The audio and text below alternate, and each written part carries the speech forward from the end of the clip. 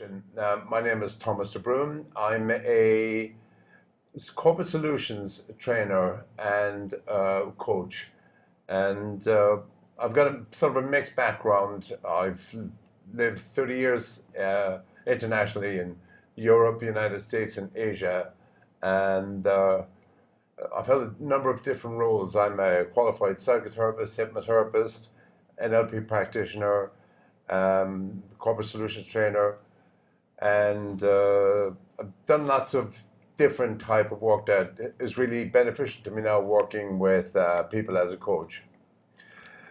So emotions are often very much misunderstood, and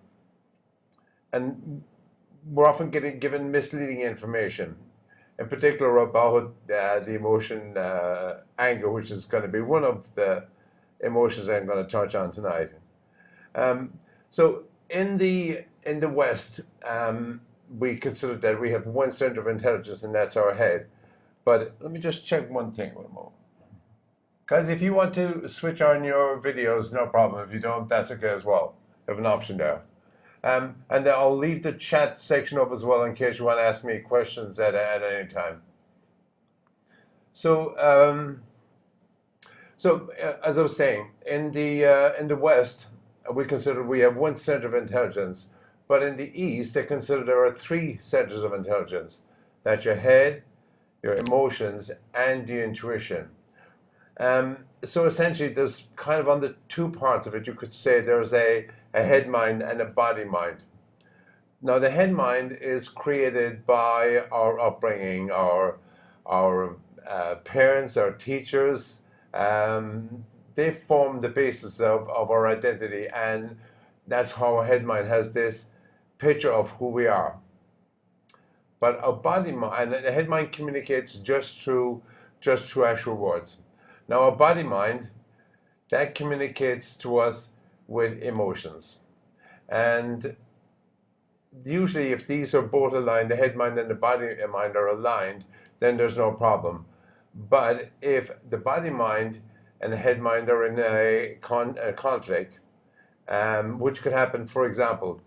So the head mind is there to provide the logical approach to life. The body mind is there to guide us through emotions.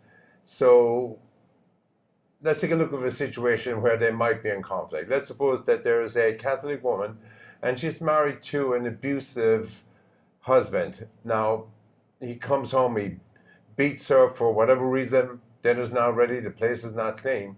Well, she's going to obviously feel emotions, and some of those emotions will be fear. But if she's a Catholic woman, she might justify it when saying there's a reward in heaven or something else like that, and she will often suppress the anger and the fear. Well, you know where this is going to. Eventually, you can only hold so much emotion down, and eventually her system will send, the impulse that she should actually kill her husband. All right, so let's get specific about why my main point about emotions being powerful messages. If you think about it, when is the only time that you get angry? Wouldn't it be fair to say it's usually because you consider something to be unfair? Somebody steals your phone, or somebody seeing you hitting one of your family members, or the government does something that you think is really bad. Essentially, when you feel anger, your system is basically saying, this is not fair. And so it's a message just telling you this is not fair to do something about. It's not telling you, go and protest and smash all the windows and set fire to all the nearest buildings. But it's saying that something's unfair and you need to do something about it. So when people say the anger management, there's no need to manage the message. The message is, the anger says, something is unfair, please do something about it. Please do something positive that doesn't make the situation worse. Something that will resolve the issue.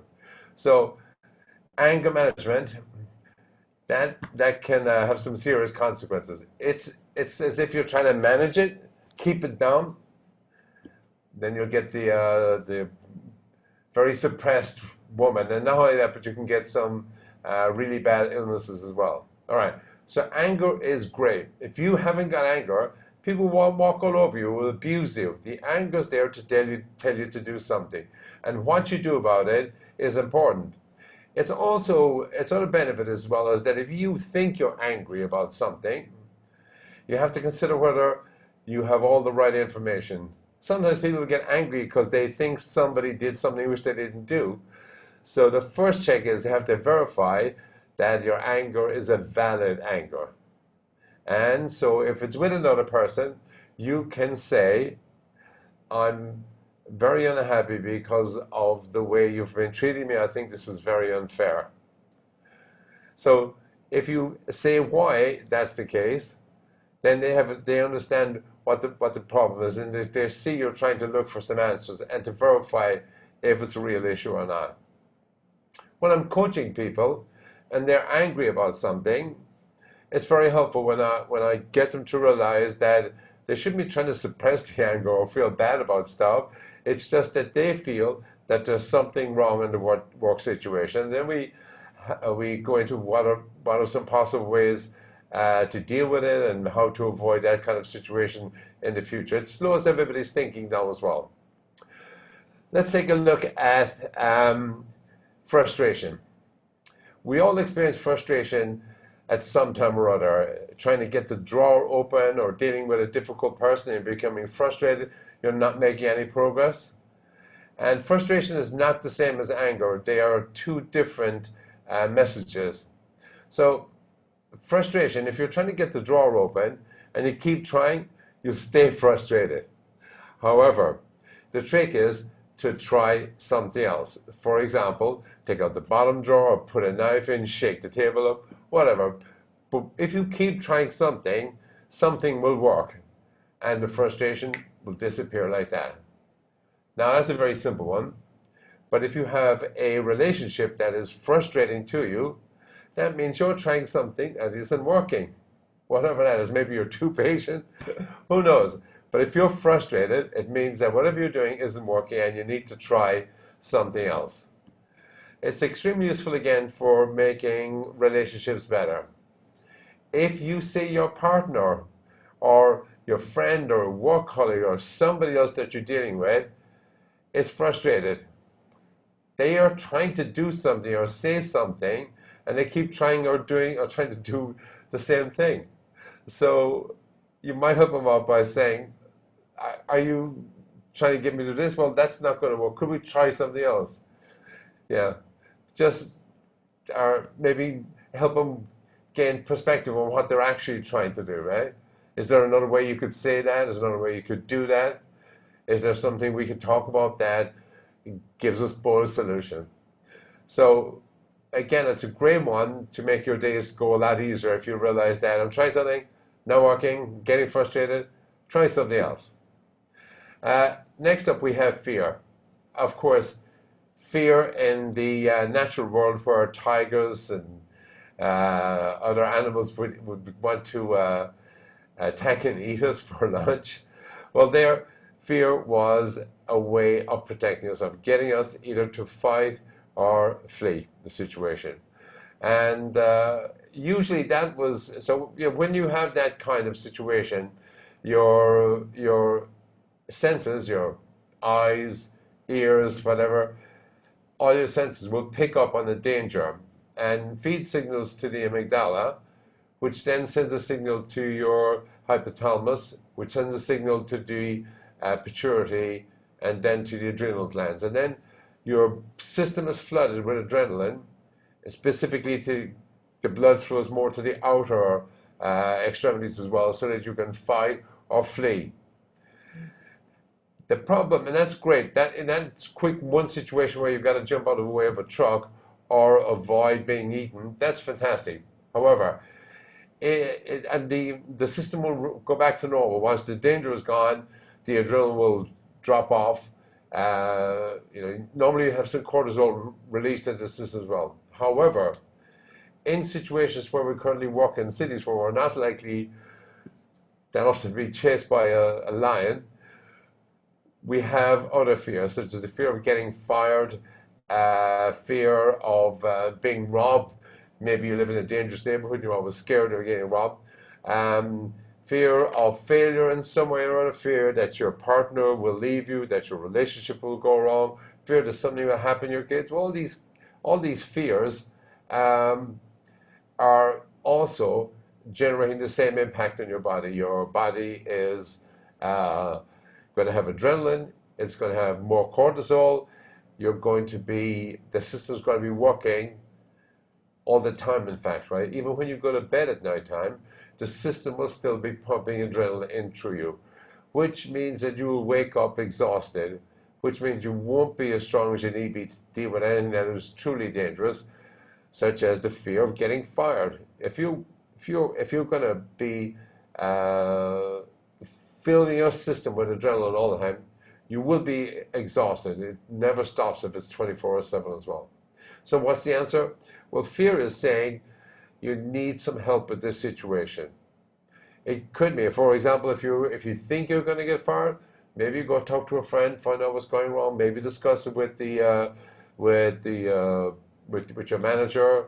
Try to get to the bottom of it. If it's financial fear, get some help. Right? If you fear about some family member of something, you should at least find out whether that's a realistic fear. There are things that you can look at, whether it's going to happen, whether it's likely to happen, and you also if there's anything that you can do about it. So these three emotions alone are all telling us to do something, yeah, to get support if it's fear, to try something else if it's frustration, and for anger to stand up and say, this is not right. Sadness, when a lot of people get sad, they retreat. Oh, I don't want to talk to anybody. But sadness is telling you to do the opposite. Sadness is telling, call up a friend, go have a coffee, talk to somebody, family member or somebody else. If, for example, sadness typically occurs when a loved one dies, which means there's a missing gap in our lives. So we'll never replace that person, but we do need support, and this is what sadness is. The emotions sent to help us. Uh, there's every single emotion you have has a specific message telling you to do something. And if you don't do it, unfortunately, your body will send you first the emotions, then it can send you symptoms. So a lot of illnesses that can be traced directly to an infection or hereditary is often due to stress. For example, psoriasis. Psoriasis is where your skin will shed within a much shorter period. Normally it's 3 weeks, but almost shed every couple of days, and that's due to stress. There is no known causes for that particular one, and of course we have if you're continually or stressed or frustrated or in fear, then all of this stuff will have a damaging effect on your body. So and because the system keeps sending you that stuff, keeps sending you anger until you do something about it. So there's that, and then there's where people have too much emotion pent up, and then they do something kind of crazy. Okay, so there's numerous different values to this. The main one being in terms of relationships. By the way, joy means that's easy. Just go out and let's have some more of that. But if you think about relationships, emotions are either bond people together or they tear people apart. And so if you're aware of what your emotions are there for, then the minute you start to feel them, you can now use that as a better way to communicate with the other person. It's a way of slowing down and feeling what's going on in your body as well. There is one other thing, which is some people mix up emotions and intuition, but they're two very different things. Intuition is more like a signal, an on-off signal telling you something's either right or something's either wrong.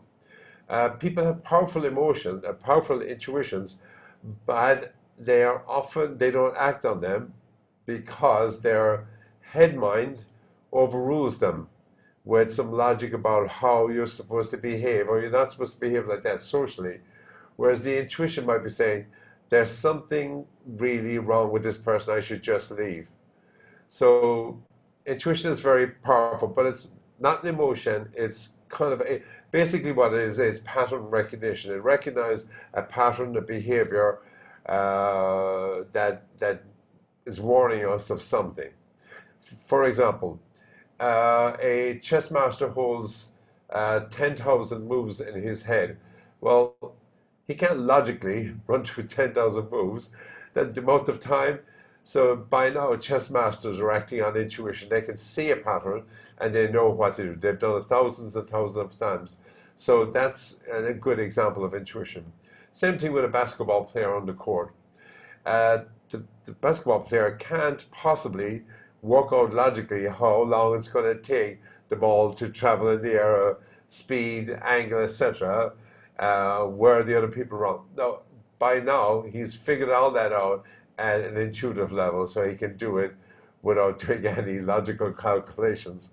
So he's not using the logical side. He's trusting more on the intuitive feel of his body and where it's going to go. So the bottom line here, of course, is that we need all three systems of intelligence. We need the logical side, we need the emotions, and we need the intuition. So without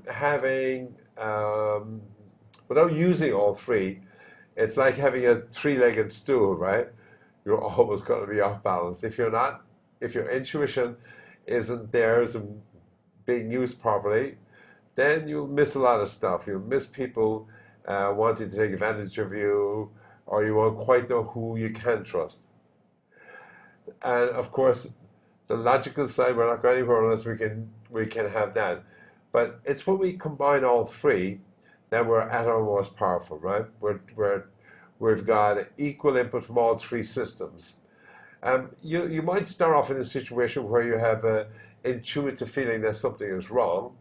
Then you'd look at something and try to figure out whether is that actually true or not, and then you would trust your emotions to pick up on situations where you felt that you were in danger. So it would be your emotions be able to sense that as well. If you are in the middle of a relationship issue, this would be a great way to look at resolving it. I'm looking at what emotions are going on and why. Why are you feeling frustrated, disappointed, or if the relationship's going well? The systems. If your wife, your partner, husband, whatever's happy, then the system's saying basically they want more of that. Do more of that stuff as well. Okay, we'll just do a quick check. So we're up now. I was just wondering if anybody had any questions about any of this. Anybody wants to? Anybody got any questions?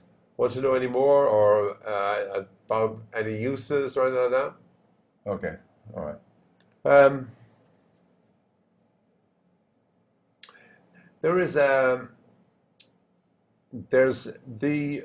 This particular stuff I've been talking to now comes from my background in therapy. A guy called Dr. John Eaton developed this, what he called his reverse therapy. And I guess I'll probably leave you with one story, how relevant this is. Back in 2008, I woke up one morning and my leg was really itchy. I didn't take too much notice of it, but then the next day, when I woke up, it was looking very red, and I thought maybe I'd gotten an infection. So I went to the doctor and I said, "Look, I've got this scratch or itch or something on my leg," and he said, "Well, it's psoriasis." I said, "Psoriasis? What's that?" I didn't recognize it straight away. So he gave me some cream, and I said, "Okay, great." So I went home and put the cream on. But a week later, it was worse. It was on both feet, and it was really itchy. It automatically started scratching yourself. So I went back and he said, "Oh, well, here's a stronger cream." Went home, put that stronger cream. That did make a bit of difference. Now with all of my arms, all of here, scratching and itching all over. And while it's not infectious, on a social level, it looks kind of embarrassing to have all this scaly stuff. You look like something's wrong with you. So, I go back to him and he says, well, there's nothing else I can do, That's all there is. And then a couple of days later, my friend Francesca, she was coming from Germany to stay with me for a couple of days on her way to Egypt. And she goes, my God, Thomas, what happened to your legs? I said, I don't know, I got this psoriasis. And then she goes, you should know better. It's the stress of dealing with your girlfriend. So my head mind was telling me always to be nice to my girlfriend, give her everything that she wanted.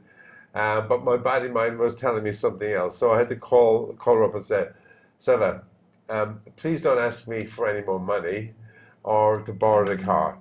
And then Francesca came back in a week's time and the psoriasis was completely gone. Because I'd been listening, I hadn't been listening to my body mind telling me to do something. I was being guided too much by that version of myself that says you must be a nice person. So I'd again watch out for if you have any. It's worth looking at any illness to some degree, whether there's not a head mind body mind conflict in that sense.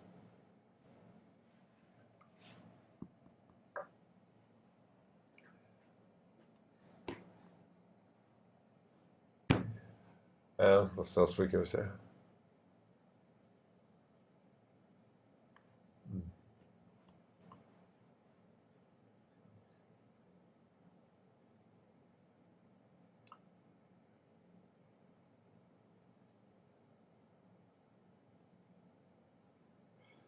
Um, the other value, of course, is in understanding our emotions as well. Is that when we're communicating with other people, one of the most powerful ways um,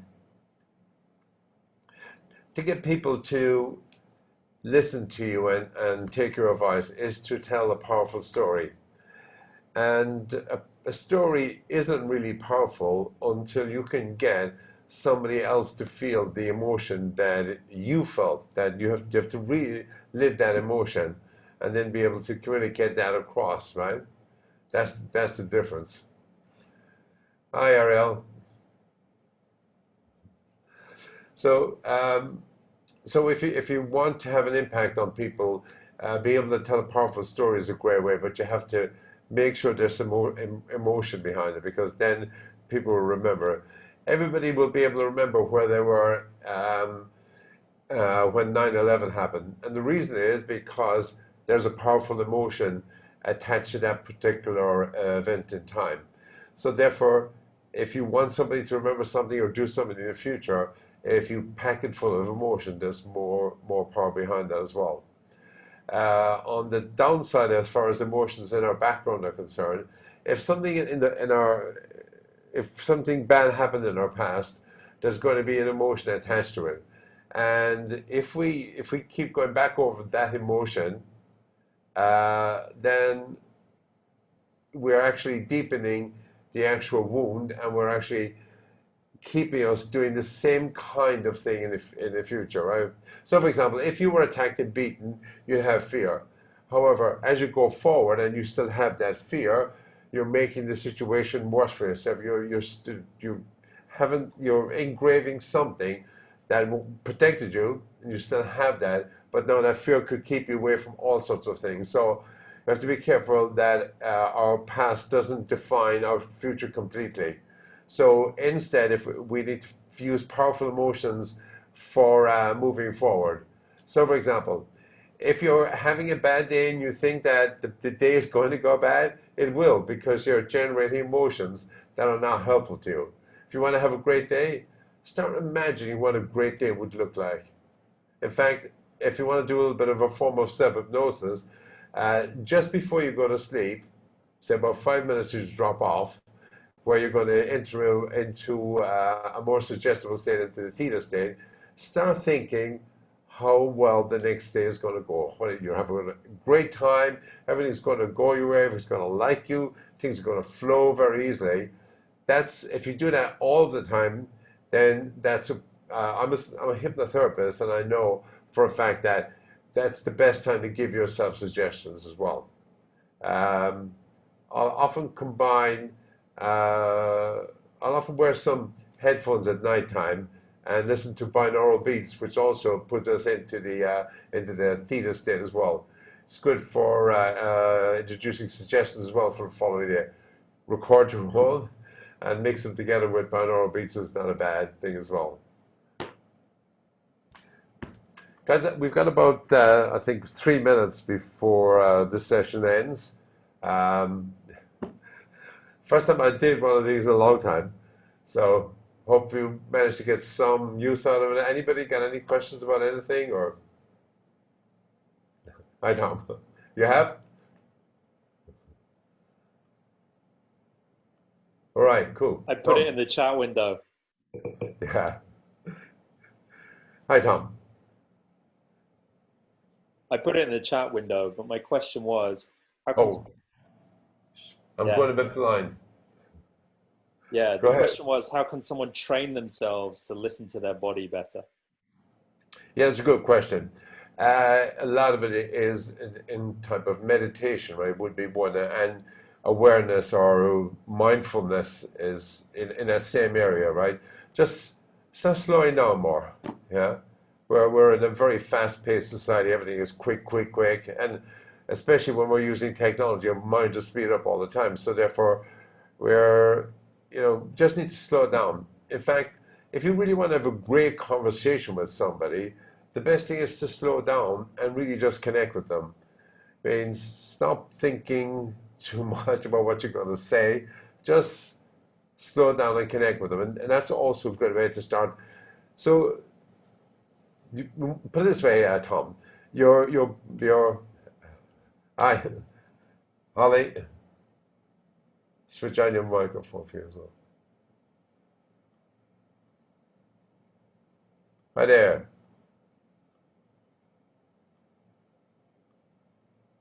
All right, there we go. All right. Yeah, go on. Okay, Go. Holly. Holly, you're okay. Can you hear us? Yeah. Can we hear you? All right, cool. All right. So, where were we? Yeah. Look, isn't it true that now everybody's rushing, everybody's more hyper than before? So, if you want to get in touch with your emotions and you want to connect with somebody, the best thing is just slow down. Just take it really slow, right? Um, and that will immediately give you a much better sense of what's going on around you. Um, and any mindfulness practice. A friend of mine the other day said that he was thinking about taking up mindlessness. No, no, it's mindfulness. Is that mindlessness? No. I don't know where he got it. I thought it was called the mindlessness. I mean, I suppose it kind of makes some sense as well, like not having too much chatter. But anyway, not quite the same thing. Um, him as well. Um, have any of you ever listened to any of Alan Watts? Alan Watts, Yeah, yeah. right? Yes. Yeah. Alan Watts is great, right? He's got a unique take on things and drawing from Buddhism as well. Um, my my supervisor while I was going through being a hypnotherapist was a guy called Dr. John Eaton, and you know, he was really drawing most of the therapy work that we were doing from Buddhism. About being more aware, about connecting with emotions. Hi, Elizabeth.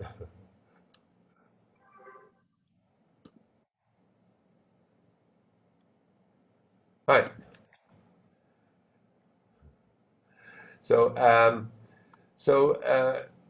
again, Buddhism is kind of the same thing, Tom, as bringing that awareness of what's going on, right?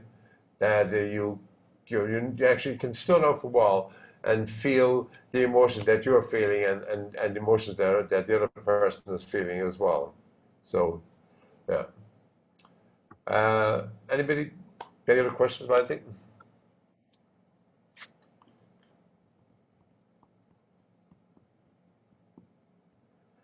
Anybody familiar with the Enneagram at all? With the Enneagram, you said? Yeah, Enneagram, yeah. I just heard that it exists, but I don't have any idea what it is. Tom? No? Yeah. So the Enneagram is a circle with 9 different points on it, and the 9 points represent 9 different personality types.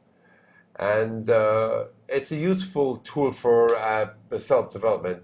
It looks like this. It's a syrup. So the Enneagram was brought to the West by a guy called Gurdjieff, and Gurdjieff, he was Armenian, but he went wandering around the Middle East when he was about 20. Spent 20 years looking for this kind of lost knowledge, and he brought the Enneagram back to the West and set up this Harmonious Institute for the Development of Man, and which later on went on to be the Fourth Way.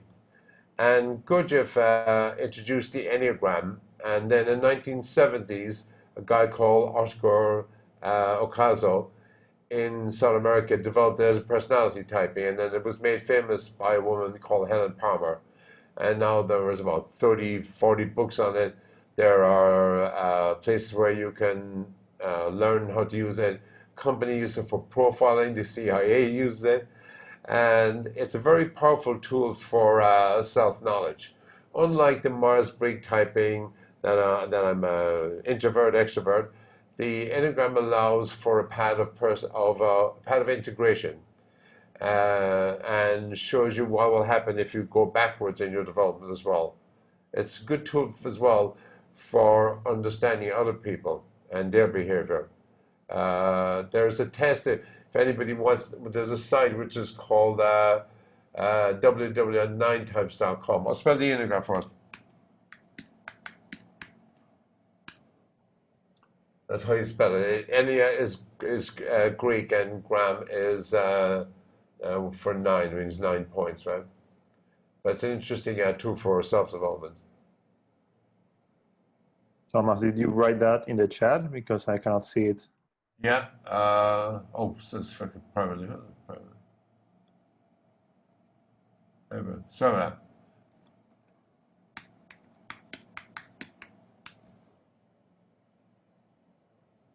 Yeah.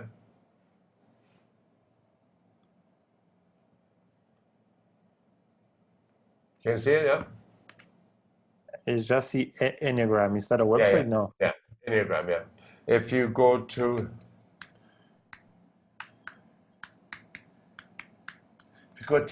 this site, you can do a test there, and the tests are free. There's 2 of them. They're about 10 minutes long, and they're pretty interesting, giving interesting things to it. I have an engineering background. I'm often skeptical about stuff that isn't as tangible as in the engineering type world. So when I'm learning something new and I'm curious about also, I want to see if there's any practical value. So, this Enneagram is supposed to be, you take a test and it's supposed to represent your personality type. And then if there's only 9, then, every day you're probably going to meet one of these types, right? So when I worked in the financial industry, I must have interviewed about 5,000 people. And when I would interview people, with those people that I thought might be friendly, I said, would you like to take a test, right?